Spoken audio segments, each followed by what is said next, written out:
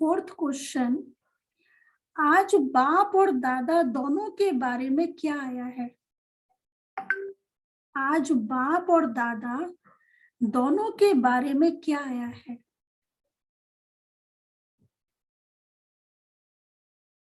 Fifth question, बेहद का पूरा वर्षा कौन पा सकते हैं? सत्युग में तो पहुंच जाएंगे, लेकिन कंपटीशन ये है कि बाबा से पूरा वर्षा लेना है, आधा अधूरा क्यों ले? तो बेहद का पूरा वर्षा कौन पा सकते हैं? उसकी आज बाबा ने क्या क्वालिफिकेशंस बताई हैं, क्या होना चाहिए? ठीक है, चलिए बाबा से सुनते हैं। आज 3 तारीख के महावाक्य हैं। मीठे बच्चे, सदा इसी रुहाब में रहो। रुहाब मतलब नशा। सदा इसी रुहाब में रहो कि बाप हमको वापस ले जाने के लिए आए हैं। कौन ले जाने के लिए आए हैं? बाबा। अब सबको वापस चलना है। अब सबको वापस चलना है। प्रश्न है, तुम बच्चे इस समय सबसे बड़े ते बड़ा पुण्य कौन सा करते हो? बताओ। बाबा की श्रीमत पे चलना। बाबा की श्रीमत पे चलना, बहुत बढ़िया। और ज्ञान दान करना। ज्ञान दान करना। पूरी और दुनिया को पावन बनाना। दुनिया को पावन बनाना, बहुत बढ़िया। अपना सब कुछ बाबा को दे देना। हाँ, सब कुछ बाबा को दे देना। उत्तर है अपना सब कुछ शुभ बाबा के आगे समर्पण कर देना। अपना सब कुछ शुभ बाबा के आगे समर्पण कर देना, यह है बहुत बड़ा पुण्य।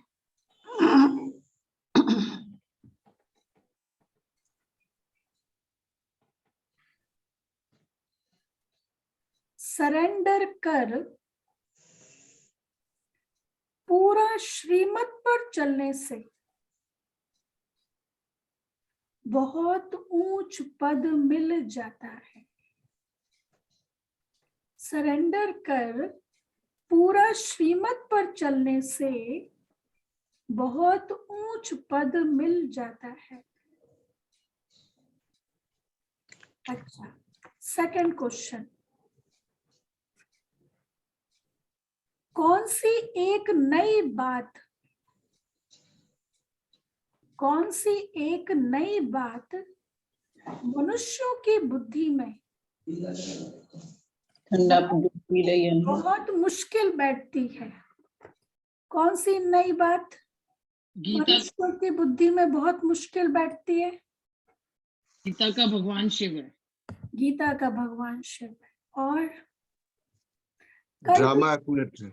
ये कल बाबा था। हाँ, बाबा सर्वव्यापी नहीं है, ये भी बाबा सर्वव्यापी नहीं है। और वो बाबा ब्रह्मा के तन में आते हैं। हाँ, शिव बाबा ब्रह्मा बाबा के तन में आते हैं ना। कल की मूवी का पॉइंट था ना ये। और ड्रामा रिपीट होता है। ड्रामा रिपीट होता है, रीइंकार्नेशन का पॉइंट था। उत्तर है बहु रिपीट होता है। हाँ, हु बहु रिपीट होता है। ये भी ड्रामा रिपीट होता है, उससे ज्यादा इंपॉर्टेंट हु बहु रिपीट होता है। अच्छा, आंसर है शिव बाबा जो निराकार है। शिव बाबा जो निराकार है, उसने ब्रह्मा के तन में प्रवेश किया है।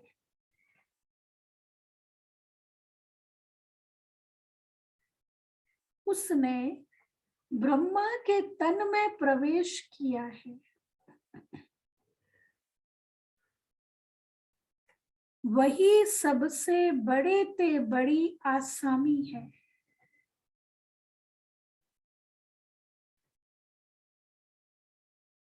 रिपीट करेंगे, वही सबसे बड़े ते बड़ी आसामी है।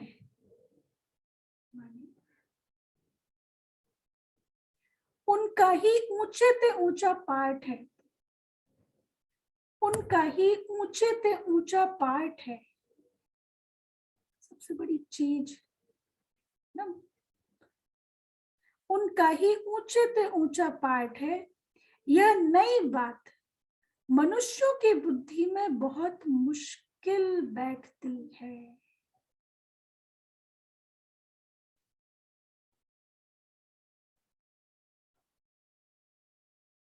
गीत है, यह कौन आज आया सवेरे सवेरे,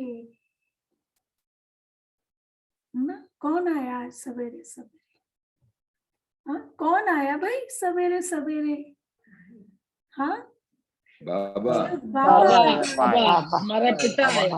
हमारा टीचर आया है। कितनी खुशी होती है। दुनिया में कहते थे पता नहीं किसका मुंह देख लिया सवेरे सवेरे, अभी तो हम शुभ बाबा को देखते हैं सवेरे सवेरे। अच्छा, गीत गाएंगे क्या प्रेम भाई? जी दीदी दीदी, हाँ, ओम शांति। ओम शांति। ये कौन आज आया सवेरे सवेरे, ये कौन आज आया सवेरे सवेरे, कि दिल चौंक उठा सवेरे सवेरे। कहा रूप ने चांद है चौदहवीं का, कहा रूप ने चांद है चौदहवीं का, मगर चांद कैसा सवेरे सवेरे मगर चांद कैसा सवेरे सवेरे। गया मन का धीरज बड़ी बेकली भी, गया मन का धीरज बड़ी बेकली भी, ये मुझको हुआ क्या सवेरे सवेरे, ये मुझको हुआ क्या सवेरे सवेरे। आंखों में जादू, आंखों में जादू, बातों में शोले, आंखों में जादू बातों में शोले, दिया कैसा चरका सवेरे सवेरे, ये कौन आज आया सवेरे सवेरे। इतना ही याद है जी। बहुत बढ़िया ना, पहले के गीत भी कैसे होते थे, लेकिन बाबा हमको यही बताते हैं कि उसका आध्यात्मिक भाव लेना है। भले ही गीत कैसा भी है, लेकिन उसका हम लोग स्पिरिचुअल मीनिंग लेते हैं। अच्छा, ओम शांति। शिव बाबा बैठकर अपने बच्चों को समझाते हैं। बच्चे तो समझ गए हैं कि शिव बाबा निराकार है और हम आत्माएं भी निराकार हैं। उनको ही बैठ समझाते हैं। यह युक्ति सिर्फ एक ही बाप के पास है। बाप बैठ समझाते हैं। भगवान किसके साथ बात करते हैं? बताओ भाई, भगवान किसके साथ बात करते हैं? बच्चों, हम बच्चों के साथ, अपने बच्चों के साथ। मेरे साथ इंडिविजुअल, हर एक को ये देखना है भगवान मेरे साथ। इंपॉर्टेंस बढ़ जाती है ना। हम बच्चे ग्रुप है और मैं इंडिविजुअल हूं ना, तो भगवान मेरे साथ आज बात कर रहे हैं ना। तो बाबा ने कहा अपने बच्चे आत्माओं के साथ, बच्चे भी जानते हैं और बाप भी जानते हैं। आत्मा शरीर बिगड़ तो कुछ सुन ना सके, शरीर द्वारा ही सुनती है। एक ही यह सत्संग है जिसमें परम पिता परमात्मा बैठ समझाते हैं। बाकी जो भी सभी आत्माएं हैं, उन सबको अब साथ ले जाना है, क्योंकि ड्रामा का चक्र अब पूरा हुआ है। जितने भी संसार की आत्माएं हैं, सबको साथ जाना है और शिव बाबा ले जाएगा, क्योंकि अब चक्कर ही पूरा हो रहा है। अब इसके बाद का पार्ट ही नहीं है ड्रामा में, तो क्या बजाएंगे, क्या करेंगे रह करके? रोल ही नहीं है। तुम ही सत्युग में सुदेवी देवता थे, अब शूद्र बने हो। फिर से तुमको पढ़ाकर देवी देवता बनाते हैं, औरों को कैसे पढ़ाएंगे? तुमको पढ़ाते, तुम थे देवी देवता, औरों को कैसे पढ़ाएंगे? गीता भी भारत की ही है। हर एक का अपना अपना पुस्तक है, और जो भी धर्म पिताएं आए हैं वह सब मनुष्य है। उनको अपना अपना शरीर है। यह है सभी आत्माओं का निराकार फादर। जितने भी संसार में आत्माएं हैं, जितने भी धर्म पिताएं होके गए हैं, सबका ये फादर है। नॉलेजफुल है, ड्रामा के आदि मध्य अंत को जानते हैं। बाप को पढ़ाना भी तुम बच्चों को ही है, और किसी को नहीं बाबा पढ़ाएगा, तुम बच्चों को ही पढ़ाता है। क्यों भाई? क्योंकि तुम ही चक्रवर्ती राजा फिर से बनने वाले हो। हम सभी कौन बैठे हैं यहाँ पे? राजा बैठे हैं, है ना? हम सभी राजा बैठे हैं ना। इंदौर में एक कॉलेज है, उसका नाम है डेयरी कॉलेज। कहते हैं वहां पे राजा महाराजाओं के बच्चे पढ़ते थे पहले, अभी तो खैर कॉमन है, लेकिन ऐसे ऐसे कई कॉलेजेस हैं भारत में जहां पे सिर्फ राजा महाराजा के ही बच्चों को पढ़ाया जाता था। तो बाबा भी कहते हैं मैं भी किसको पढ़ाता हूँ? तुम सब कौन हो? चक्रवर्ती राजा बनने वाले हो। अच्छा, सभी तो मनुष्य से देवता नहीं बनेंगे। जो भी पहले पहले देवी देवता धर्म वाले होंगे उन्हों का ही फिर सैपलिंग लगेगा। जब देवी देवता धर्म की पूरी स्थापना हो जाएगी तो फिर और सब मठ पंथ विनाश को पाएंगे।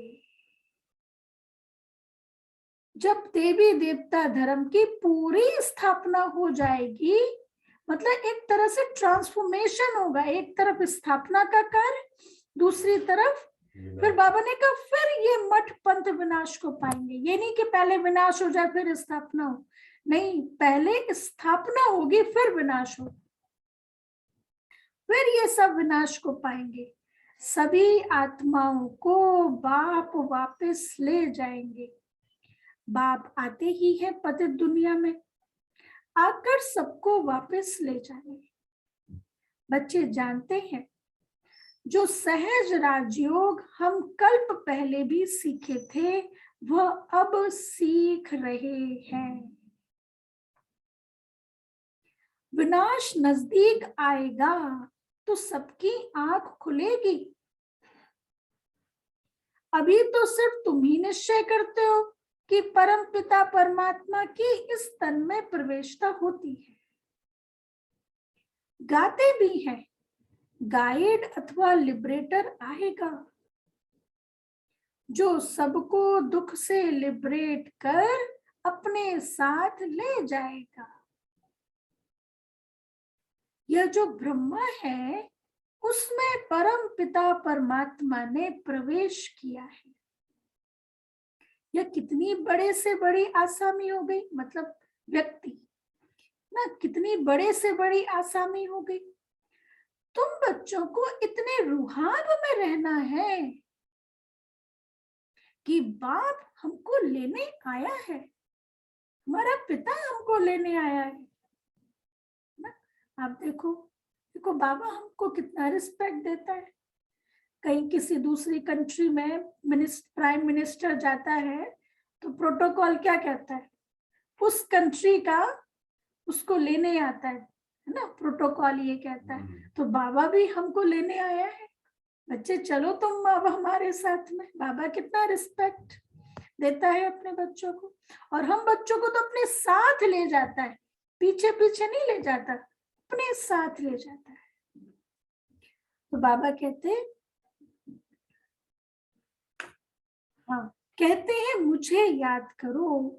उस रिगार्ड से बहुत मुश्किल कोई देखते हैं। भगवान की कितनी महिमा है। वही सर्वशक्तिमान है।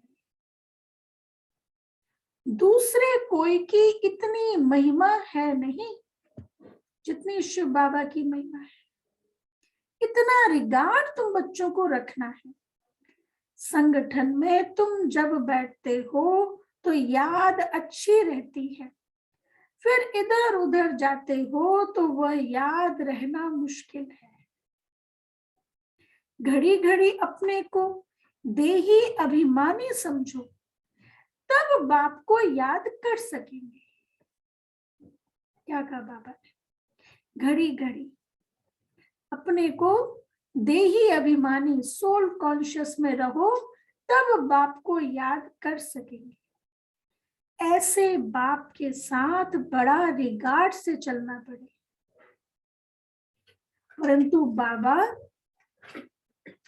परंतु बाबा साधारण होने कारण वह रिगार्ड नहीं रहता। समझते भी हैं कि बाबा कालों का काल है। यह शिव बाबा जिसको तुम बाप दादा कहते हो, यह सबको साथ ले जाएगा।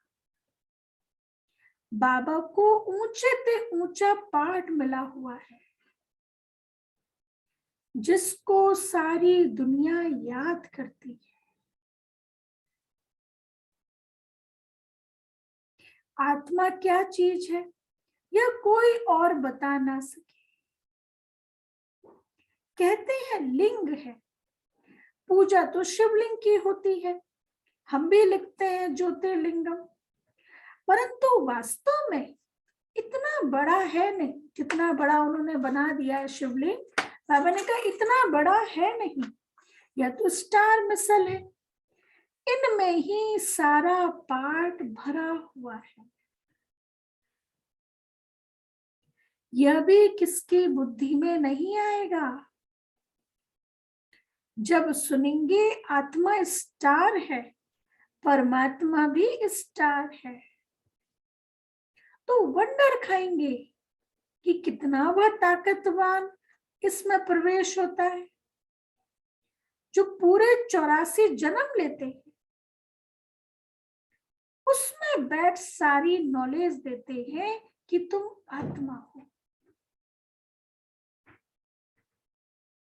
तुम्हारे 84 जन्म अब पूरे हुए हैं। अब मुझे याद करो तो विकर्म विनाश होंगे। और कोई तरीका नहीं बताया, सिर्फ तुम मुझे याद करो तो विकर्म विनाश होंगे। अभी तुम बच्चों को ख्याल में आता है कि आत्मा कितनी छोटी बिंदी है। अभी तुम बच्चों को ख्याल में आता है कि आत्मा कितनी छोटी बिंदी है। उसमें 84 जन्मों का पार्ट है, जो अपने समय पर एक्यूरेट रिपीट करना ही है। जिसका जो पार्ट है उसी समय वो प्ले होगा, आगे पीछे नहीं हो सकता। परंतु शिव बाबा का सबसे ऊंचे से ऊंचा पार्ट है। जैसे ड्रामा में राजा रानी को ऊंचा पार्ट मिलता है ना, यह भी बना बनाया ड्रामा है जो रिपीट होता ही रहता है। और तुम बच्चे यह भी जानते हो, तो ऊंचे से ऊंचे बाप को ऊंचे से ऊंचा पार्ट मिला हुआ है। तुम्हें भी सारे बेहद का ड्रामा बुद्धि में है। पूरा सृष्टि चक्र हमारी बुद्धि में है। बाबा सुप्रीम सोल कैसे साधारण तन में प्रवेश करते हैं, ये तुम बच्चे जानते हो। शास्त्रों में तो अर्जुन का रथ घोड़ा गाड़ी बना दिया है। अब रथ का अर्थ कितना बड़ा है। यह है उनका रथ ब्रह्मा। शिव बाबा का रथ ब्रह्मा। परम पिता परमात्मा खुद कहते हैं, मैं इनमें प्रवेश कर तुमको सभी बातें समझाता हूं। यह ज्ञान की बातें कोई शास्त्र आदि में नहीं है। शिव बाबा ने ब्रह्मा तन में प्रवेश किया है। यह बिल्कुल नई बात होने के कारण किसकी बुद्धि में बैठती नहीं है। कई बच्चों की बुद्धि में ये बातें बैठती नहीं है। अब बाप कहते हैं, बच्चे देही अभिमानी बनो। अब तुमको परम पिता परमात्मा पढ़ाते हैं, उनको ही याद करना है। वह इस तन में बैठे हैं। इनको तो तुम दादा कहते हो। यह बाप दादा दोनों कंबाइंड है। तुम बाप दादा कह बुलाते हो ना, पहले बाप फिर दादा। फिर यह तुम्हारी माँ भी है। ब्रह्मा भी माँ है, फिर जगदम्बा सरस्वती भी माँ है। यह गोई बातें समझाते हैं। यह है ब्रह्मपुत्रा नदी। यह सागर नहीं है। बड़े ते बड़ी नदी इनको कहेंगे, ब्रह्मपुत्रा नदी। सागर तो एक शिव बाबा ही है। फिर है सरस्वती। तुम हो ज्ञान सागर से निकली हुई ज्ञान गंगा है। देखो गंगा जी की भी कितनी वो कहानी है ना। गंगा जी कैसे आए? वो स्वर्ग लोक में थे, आना ही नहीं चाह रहे थे, है ना। भागीरथ ने तपस्या की। उसके चाचा के बेटे, ऐसे कुछ राजा सदर के बच्चे, 60,000 पुत्र, उनको एक ऋषि ने मार दिया था। एक ऋषि ने क्यों मारा था कि राजा सदर ने राजसूय यज्ञ किया था। तो वो घोड़ा, राजसूय यज्ञ में क्या करते हैं, घोड़ा सारे देश विदेश में सब जगह दौड़ाते हैं, और जो राजा उस घोड़े को बंदी बना लेता है, फिर उसे राजा से युद्ध करना पड़ता है। मतलब जिसका घोड़ा होता है उसके साथ युद्ध करना होता है। तो जो घोड़ा था वो सभी जगह चक्कर उसको लगाया, लेकिन किसी ने उसको बंदी नहीं बनाया। अब जो इंद्र था उसको हो गई दिक्कत कि यदि इनका राजसूय यज्ञ सफल हो गया तो मेरा सिंहासन चला जाएगा। तो इंद्र ने क्या किया कि एक साधारण नागरिक का वेश लिया और घोड़े को मुनि के आश्रम पे छोड़ दिया। कौन से मुनि थे? क्रोध करने वाले मुनि थे, जो भी थे। अब याद नहीं, बहुत सारे मुनि है ना, अगस्त मुनि, दुर्वासा ऋषि, जो भी। तो मुनि के आश्रम पर छोड़ दिया, और मुनि जो थे तो वो तपस्या में बैठे हुए थे। अब यहाँ पे घोड़ा ढूंढा गया, घोड़ा नहीं है, मिले नहीं। तो पहले राजा ने किसी को भेजा, वो भी नहीं आया, नहीं ढूंढ पाए। फिर राजा ने अपने 60,000 पुत्रों को भेजा। तो पुत्रों ने सब जगह ढूंढा, पृथ्वी लोक पे, पाताल लोक पे। फिर आखिर वो मुनीष के आश्रम पर गए, पहुंचे तो उन्होंने देखा कि घोड़ा बंधा हुआ है। अब युद्ध के नियम क्या होता है, जिसने बांध लिया है घोड़ा, अब सदर के बच्चों को तो नहीं पता था कि ये मुनि ने बांधा है ना। उन्होंने तो यही समझा कि मुनि ने बांधा है ना, क्योंकि वो तो इंद्र बांध के गया था। तो फिर वो राजा के बच्चों ने मुनि के साथ में युद्ध किया और मुनि ने उनको भस्म कर दिया, है ना। जो मुनि तपस्या कर रहे थे उन्होंने 60,000 पुत्रों को जला दिया, भस्म कर दिया।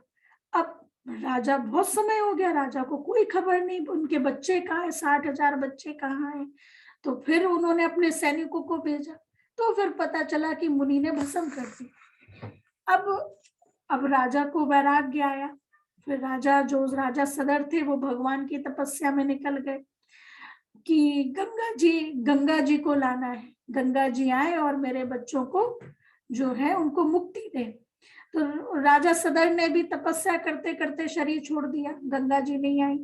फिर उनके बेटा आया, उसने भी शरीर छोड़ दिया। उनके बेटे का नाम ऐसे कुछ था। फिर उनका भी बेटा आया, परपोता आया, उसने भी शरीर छोड़ दिया। फिर उसके बाद चौथी पीढ़ी का भागीरथ आया, उसने तपस्या की और फिर शंकर जी आए। ऐसे कहानी बताते हैं, शंकर जी आए, शंकर जी ने कहा ठीक है, हम आपको आपकी मनोकामना जरूर पूरी करेंगे, तो हम गंगा को लेके आएंगे। अब गंगा जी ने सोचा कि शंकर जी ने तो वरदान दे दिया और मैं तो जाना नहीं चाहती स्वर्ग लोक से, तो उन्होंने सोचा कि मैं इतनी तेज वेग से जाऊंगी, इतनी तेज वेग से निकलूंगी कि मैं उनकी जटाओं में समा ही नहीं सकती। तो गंगा जी आई तो बहुत तेज, लेकिन शंकर जी की, ऐसे कहते हैं शंकर जी की जटाएं इतनी पावरफुल थी कि उन्होंने गंगा जी को अपने में बांध लिया, उन्होंने निकलने नहीं दिया गंगा जी को। फिर शंकर जी हिमालय पर तो रहते थे, हिमालय पे उन्होंने 7 रास्तों में गंगा जी को प्रवाहित किया, 3 पूरब की तरफ और 3 पश्चिम की तरफ, वो अलग अलग हैं। और एक जो था वो भागीरथ के साथ में, भागीरथ जहां जहां चलता जाता वहां पीछे पीछे गंगा जी आते जाते। फिर क्या हुआ, फिर एक जगह पे गंगा जी आए तो एक मुनि जी तपस्या कर रहे थे, मतलब यज्ञ कर रहे थे, हवन कर रहे थे। तो उन्होंने देखा कि गंगा जी आई है और उनका पूरा हवन का सामान उन्होंने बहा दिया। अब वो ऋषि को गुस्सा आ गया कि ये मैं यज्ञ कर रहा हूँ, हवन कर रहा हूँ, और ये जो, उनको पता नहीं था कि गंगा जी है, उनको गुस्सा आ गया और उस मुनि ने सारा गंगा का पानी पी लिया। इतनी 4 पीढ़ियों ने तपस्या की, गंगा जी जैसे तैसे आए, फिर वो मुनि ने सारा पानी गंगा जी का पी लिया। अब फिर भागीरथ उनके सामने विनती करने लगा कि आप कृपया ये जो पानी जो है, ये गंगा का पानी है, मैं अपने जो वंश, जो हमारे कुल के हैं, उनका उद्धार करने के लिए लेके जा रहा हूँ। जब उनसे विनती की, तपस्या की, तब फिर वो मुनि ने पानी निकाला अपने मुंह से, और फिर वो जो गंगा जी थे, वो जिनके जहाँ पे 60,000 पुत्र थे ना, जहाँ पे भस्म हो गए थे, वहां तक वो गंगा जी पहुंचे, तब फिर उनको मुक्ति मिली। तो देखो क्या से क्या कहानी भक्ति मार्ग वाले बनाते हैं। अच्छा, एक लेडीज के 60,000 पुत्र, ये सब संगम से रिलेटेड है ना। ये, हाँ, ये सारी बातें संगम से रिलेटेड है कि भागीरथ अर्थात भाग्यशाली रथ। किसे कहते हैं बाबा भाग्यशाली रथ? ब्रह्मा बाबा को, है ना। ब्रह्मा बाबा को, ब्रह्मा के तन में शिव बाबा आया और ब्रह्मा के मुख से ज्ञान गंगा निकली, है ना।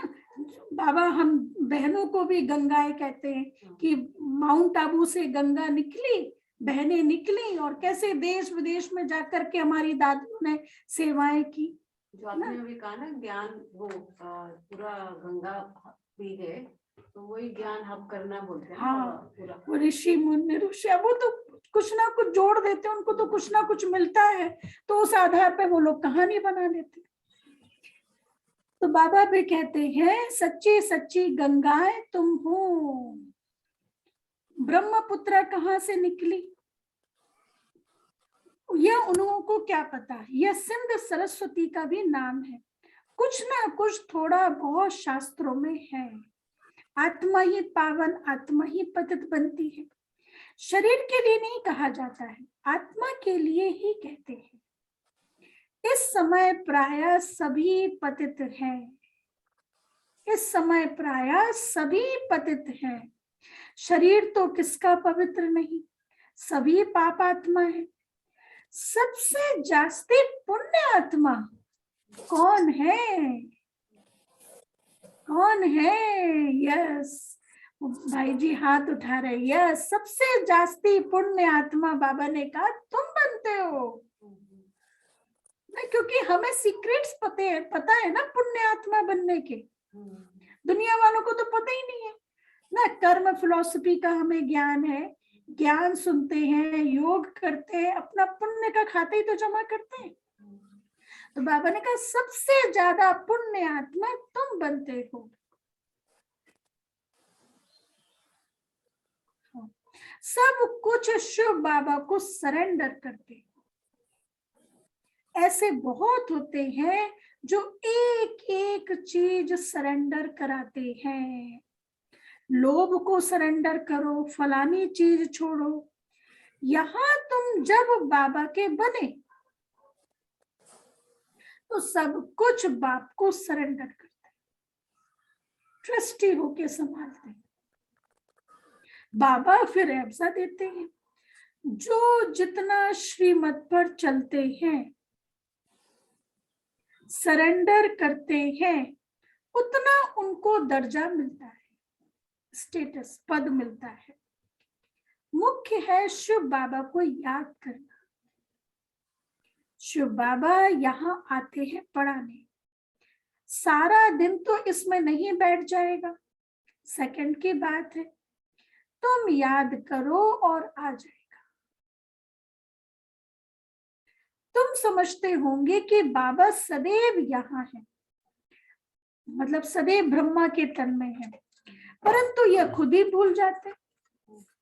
इस समय बाप खुद कहते हैं, मैं तो सबको लेने के लिए आया हूं। विवेक भी कहता है कि विनाश तो जरूर होना है। अब तो बहुत मनुष्य हो गए हैं, विनाश की खूब तैयारियां हो रही हैं। प्रैक्टिकल देखा जाए, विनाश की तैयारियां, अमेरिका और रशिया देखो, वो यूक्रेन के कारण, है ना। तो बाबा ने कहा विनाश की खूब तैयारियां हो रही हैं, यह भी तुम ही जानते हो।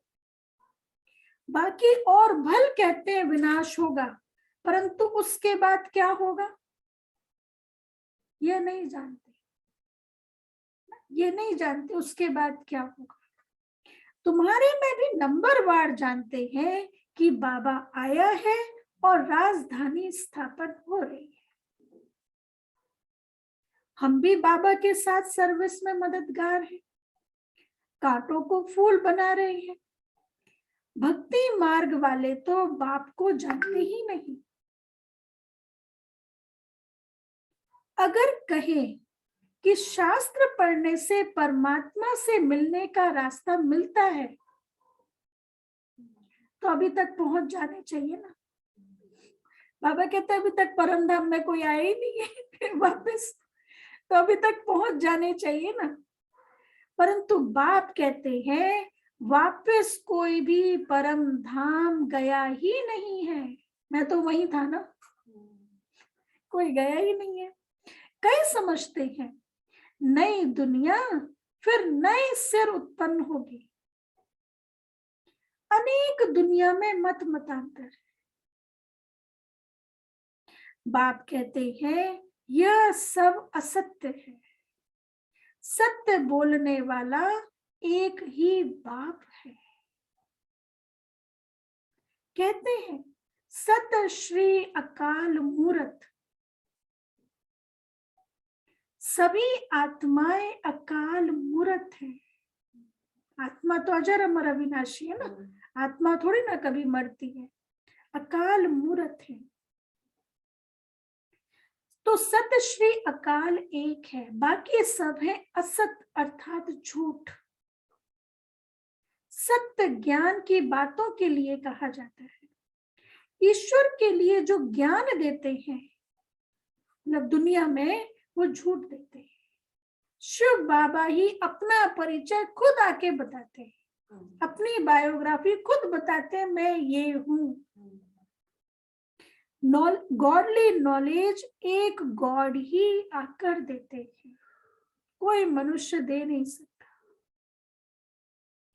तुम बच्चों को याद रखना है कि यह ड्रामा अब पूरा होता है, अभी हमको वापस जाना है। जैसे नाटक की जब पिछाड़ी होती है तो एक्टर समझते हैं अब नाटक पूरा होगा, हम सब घर जाएंगे। हम सब एक्टर्स हैं तो हमको भी नॉलेज का पता होना चाहिए कि अब बाकी थोड़ा समय दिख भी रहा है। नेचुरल कैलेमिटीज ना, जहां पे कभी बर्फ नहीं आती, सर्दी नहीं पड़ती थी, अभी इस समय वहां पे बहुत सर्दियां पड़ रही। मतलब क्या है, ये इनबैलेंस हो गया। बाबा ने कहा अचानक ही सब कुछ होता रहेगा। जितना हो सके औरों को भी ये समझानी देनी है। वह इतना नहीं समझते कि ये राइट है, परंतु कहने वाला जरूर समझते हैं, तब तो कहते हैं ना। तुम बच्चों को समझाना है, औरों को बताना ये बात क्या कि हद के बाप से तो जन्म जन्मांतर वर्षा लेते आए हो, अब क्या करो, अब बेहद के बाप से वर्षा। और प्रैक्टिकल देखा जाए, जो हद का बाप का वर्षा है वो भी लिमिटेड है, पता नहीं कब तक रहेगा, ये भी है, कुछ कह नहीं सकते है। कोई नेचुरल डिजास्टर आता है, नेचुरल कैलेमिटीज आती है, सब खत्म। एटॉमिक बॉम्ब्स वॉर होता है, सब खत्म। तो बाबा ने कहा अब बेहद के बाप से वर्षा लो। तीर उन्हों को लगेगा जिन्होंने कल्प पहले लिया होगा। तुम बच्चे घड़ी घड़ी याद करो, तो अब हमको शांति धाम घर में जाना है। गवर्नमेंट के सर्वेंट 8 घंटे सर्विस करते हैं, तुमको भी 8 घंटे तक यह याद की यात्रा बढ़ानी है।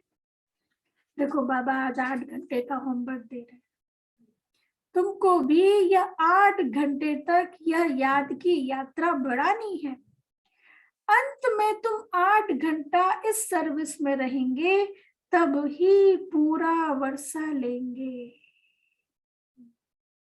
पूरा वर्षा लेने का तरीका 8 घंटा। फिर बाबा ने कहा सब तो नहीं कर सकेंगे, सब नहीं कर सकेंगे, भल कोई जोर से पुरुषार्थ करते हो, परंतु फिर थक जाते हैं। मंजिल बड़ी भारी है, अभी नशा चढ़ा, अरे अब तो संपूर्ण बनना ही है, अब तो करना ही है। 3 दिन 4 दिन किया, फिर थोड़ी सी प्रॉब्लम आई, माया आई, फिर वापस से जहां थे वहीं पहुंच गए। लेकिन पुरुषार्थ कभी भी व्यर्थ नहीं जाता। संगम योग हमारी चढ़ती कला है, हम जो भी पुरुषार्थ करते हैं हम आगे ही बढ़ेंगे। हमने बाबा का हाथ पकड़ा हुआ है, हमारी चढ़ती कला है। तो बाबा ने कहा तुम बच्चे जानते हो कि बाप को सभी आत्माओं को ले जाना है। कभी कभी इस ब्रह्मा को भी ख्याल आता है कि बस अब तो सबको वापस ले जाना है।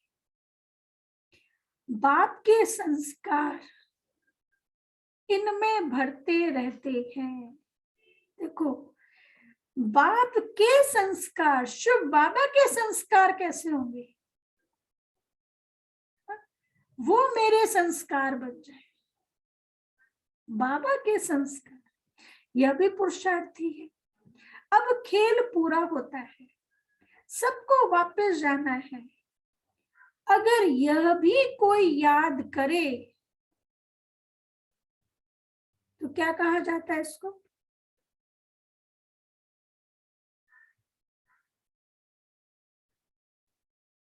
तो इनको कहा जाता है अहो सौभाग्य। अहो सौभाग्य। इनको कहा जाता है मन मना भव, है ना।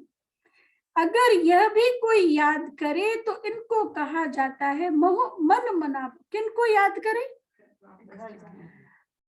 पूरा सेंटेंस है, बाबा के संस्कार इनमें भरते रहते, यह भी पुरुषार्थी है। अब खेल पूरा होता है, सबको वापस जाना है, ये याद करें।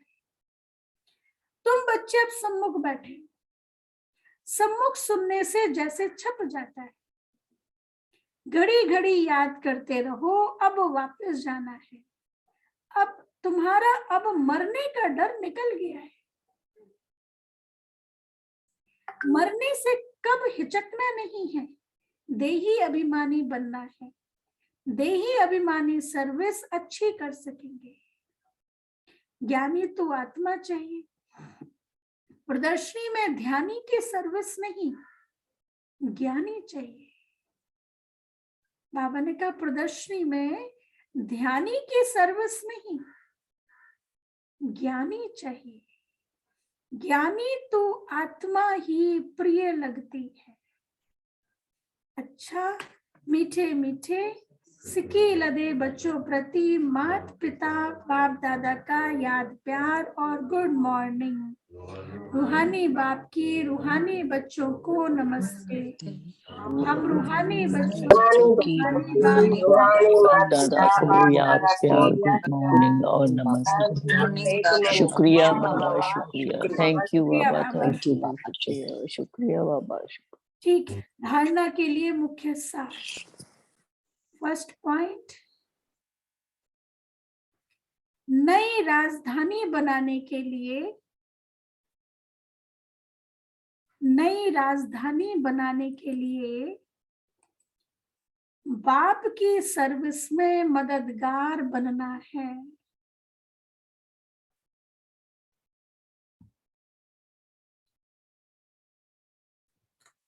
कांटों को फूल बनाने की सेवा करनी है।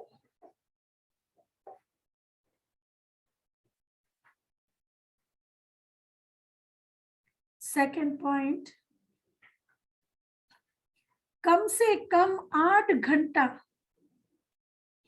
याद की यात्रा में रहने का अभ्यास करना है।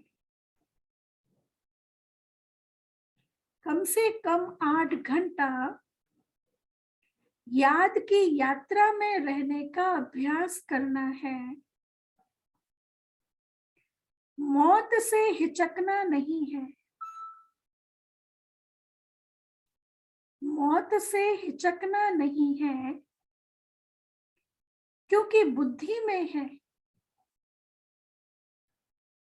कि अब घर जाना है, अब घर जाना है। वरदान है, स्वयं को विशेष पाठधारी समझ। स्वयं को विशेष पाठधारी समझ साधारणता को समाप्त करने वाले परम व श्रेष्ठ भव।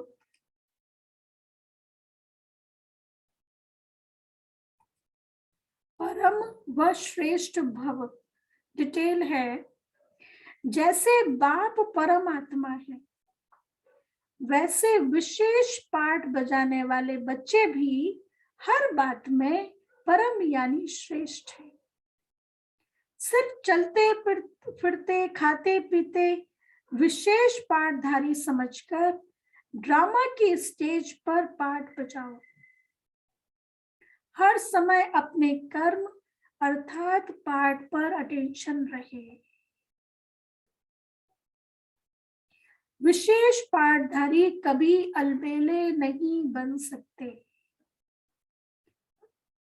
विशेष पाठधारी कभी अलबेले नहीं बन सकते।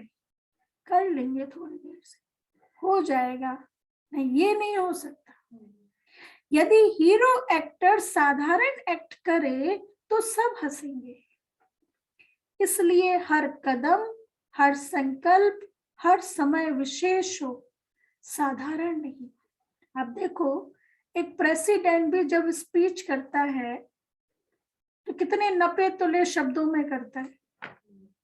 कई लोग तो वैसे कर लेते हैं, कई लोग पढ़ के करते हैं कि एक एक शब्द एक्यूरेट हो, एक एक लाइन एक्यूरेट हो ना। यदि कुछ ऐसा वैसा हो तो अगले दिन न्यूज़पेपर में आ जाएगा, राष्ट्रपति ने ये कहा, उन्होंने ऐसा कहा ना। तो बाबा कहते हैं वो तो उनका पद क्या है और तुम क्या बनने वाले। बाबा हमें कितना ऊंचा बना रहा है, तो हमारे बोल कैसे होने चाहिए। और 2500 साल तक हमें शासन करना है, तो वो प्रैक्टिस तो अभी से ही डालनी पड़ेगी ना। हमारे शब्द कैसे होने चाहिए, हमारे सोचने का तरीका कैसा होना चाहिए, हमारे संस्कार कैसे होने चाहिए, बुद्धि कैसे निर्णय लेती, क्या डिसीजन लेती है, वो संस्कार तो अभी बाबा हमारे अंदर डाल रहे हैं।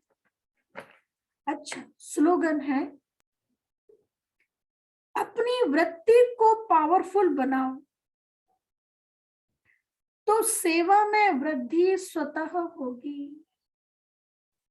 अपनी वृत्ति को पावरफुल बनाओ तो सेवा में वृद्धि स्वतः होगी। कितनी सिंपल बाबा ने तरीका बता दिया।